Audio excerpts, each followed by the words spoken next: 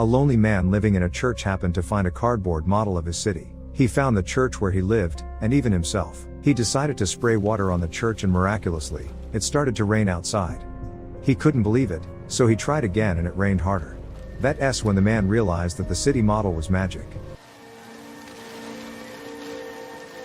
Just 1 year before, front page news in a small rural town of Littleton reported that the new mayor, Trina Grant, had died in a car accident. The locals loved Trina very much, as she was the leader of the vote that banned the expansion of a freeway, making the town more comfortable, famous and attractive to tourists. She outvoted John Conley, a vocal proponent of the freeway extension that would cut Littleton off the main road and bring local life to a halt. It is most likely that Grant's death will let her rival achieve the goal of constructing the new road. Now Trina's grieving husband receives heartfelt condolences from the relatives, those close to him, and the whole community. A year later, we see a rather gloomy picture. There are rubbish in the streets, closed signs on shop windows, and local residents are leaving their hometown because of unemployment. Ironically, we see all of this against the background of the road sign "Welcome to Littleton." As if nothing is wrong, the new mayor John Conley walks around the town with his wife and greets rare passers-by with a smile. One of such residents is a young guy named Emilio. He turns towards the local church and goes up to the attic where Trina's widowed husband named Jason lives. He has been living a reclusive life since his wife's death, and Emilio visits him from time to time. On this occasion,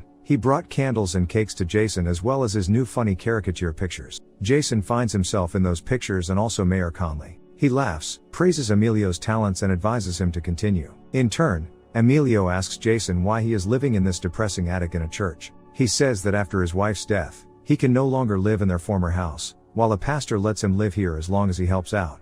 While on his way out, the lad asks whether he is feeling closer to God. Jason thinks hard about this and remembers that Pastor Nikki visited him after his wife's death. She always supported the grieving husband and helped him move forward.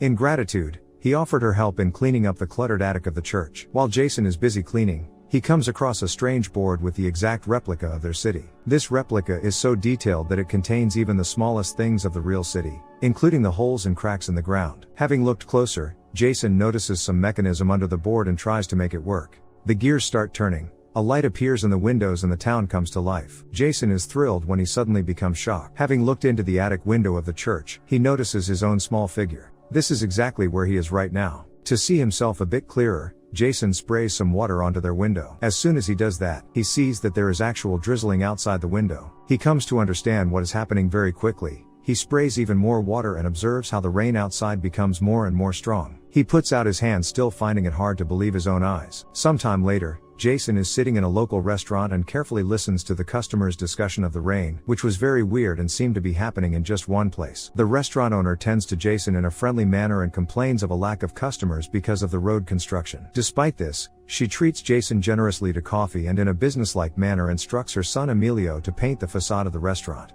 Sarcastically, Emilio replies that this must certainly solve all their current problems. At this moment, Jason takes out his notebook and writes down the task that has been given. At night, after isolating himself up in the attic, he uses nail polish to make Emilio's life slightly easier and paints the facade of the restaurant using the replica of the town. The next morning, Jason walks around the restaurant as if nothing happened, while a surprised crowd is already gathered there. Emilio assures his mother that he had nothing to do with it, but the mother is appalled. This has been done without her permission, since the building belongs to the mayor and he might not like the orange walls. Jason notes, however, that it looks rather well and adds some brightness to this gray scenery. What is more, this isn't orange but a peach color. Emilio's mother agrees and relaxes a bit.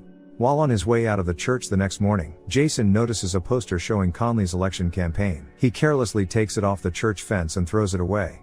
At this moment, Jason hears a loud cry of an elderly woman who has twisted her ankle because of the big hole in the ground. He helps the lady and listens to the complaints of the older population about this eternal hole and other problems of this city. They point at a suggestion box installed for the mayor and note that it must have been ages since he looked in there last time. With no more words needed, Jason understands right away what it is that he needs to do and takes the suggestion box to his attic. Immediately, all the problems of the town are being easily solved. The holes are mended, the rubbish is cleared away, the roads get cleaned up, and even an angry hungry dog receives a bone from Jason's plate which appeared enormous in the real world. The next morning, Jason is happily walking around the town and enjoys the residents' positive reaction to all the good changes that happened overnight. Having entered the restaurant, he sees the mayor reproaching Emilio and his mothers for the color that wasn't approved by him. Jason interrupts the conversation and puts the mayor into an awkward position by reminding him about his deceased wife. Jason then visits a shop where he overhears the customers' conversation about the problems that have been solved in this town. According to them, it might not be necessary to leave since everything is improving. Jason supports the conversation about the positive changes and adds that it seems that the town has a guardian angel now. The man from the shop believes that Mayor Conley is that angel. It is obvious that this is all thanks to him and they need to vote for him in the next re-election. Jason obviously doesn't like the sound of this and notes that this isn't going to be re-election but rather an election, because the previous mayor, that is his wife, died in the middle of her term, and so Conley wasn't chosen but got his office just like that. The woman nearby says that it doesn't matter how Conley became the mayor if he is doing his job. The man agrees with her and offers Jason to drink for the mayor's health, but he politely refuses and leaves. When the night descends, Jason once again works on the replica, thinking about how to increase the tourist attractiveness of the city. Jason constructs a huge glowing sign that says Littleton, America's smallest magical city. And now the city is filled with tourists. There is a line at the gas station, and you can't squeeze through the parking lot of the restaurant. The spirits of the population clearly improved with even the Sunday Mass being overcrowded. Pastor Nikki happily greets everyone she hasn't seen for a long time and points out that they have gathered today to celebrate a series of wonders that return their town to life. She doesn't know who this mysterious helper is, but she is certain that he needs to be thanked. Some of the parishioners cry out that it must be the new mayor. Conley's spouse asks her husband if it was really him, but he just shrugs his shoulders. The pastor says that whoever that is, he has taken responsibility for his friends, neighbors, and the entire town. This mysterious helper paints the buildings, fixes roads, clears away the rubbish, and attracts the tourists. Many express their gratitude to Conley, but Jason doesn't like what is happening. That night, Jason decides to punish the imposter and throws a small stone on the roof of his sports car.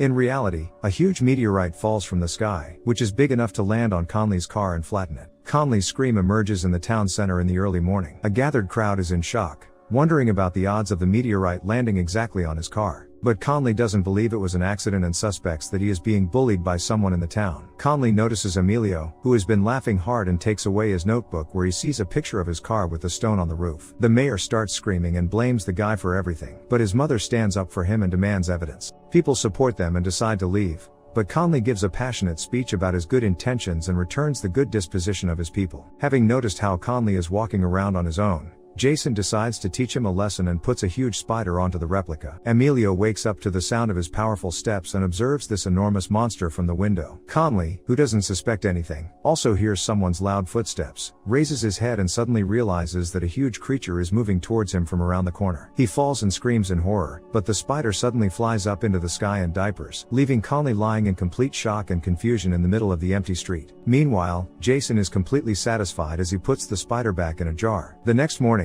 Conley walks with the pastor and complains to her that someone is constantly testing his faith and tries to play a trick on him. Conley then notices Emilio when he is painting a huge spider on the wall. He grabs him and asks him if he saw it tonight. The guy smirks, which annoys the mayor even more. In the evening, Pastor Nikki visits Jason, but he stops her at the doorstep to keep the replica a secret. She says that she worries about Jason's state. According to her, things are improving in the city and there are enough reasons now to have a more positive mood. Jason asks the pastor not to give Conley any credit because he is too selfish and greedy to help anyone. But the pastor replies that anyone can return to the right path. At night, Jason decides to improve the lighting by adding more light bulbs and signs, but the weak lighting system can't maintain it and the city plunges into darkness. Residents of the town gather for an emergency meeting in the church by candlelight and demand the restoration of the electricity supply. The mayor reports the problems to be very serious. The city's power plant failed because of the new lighting.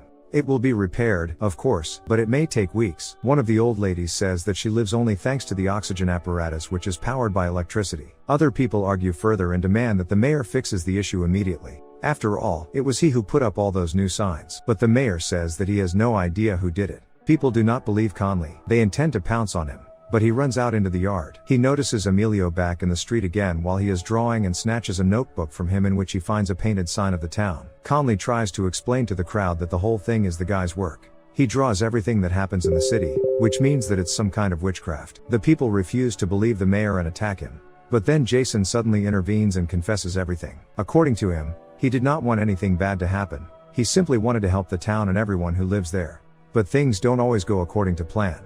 People ask for proof and Jason demonstrates some wonders from his attic. After that, He takes off his gold wedding ring and places it next to a photograph of his dead wife, saying that he failed her. At that moment, the mayor breaks in with his people and learns Jason's secret. Conley is delighted with the potential that this replica has and decides to turn the town into the second Vegas. Jason replies that he won't let him do it, and a small fight begins, during which the replica topples over and falls. In the real city, devastation also reigns, and the inhabitants are now wondering about the way to restore it all now. Looking at his huge wedding ring in the middle of the street, Jason reassures the residents by saying that they already have the means to do so. The journalists on the scene already report on the largest single piece of gold ever found.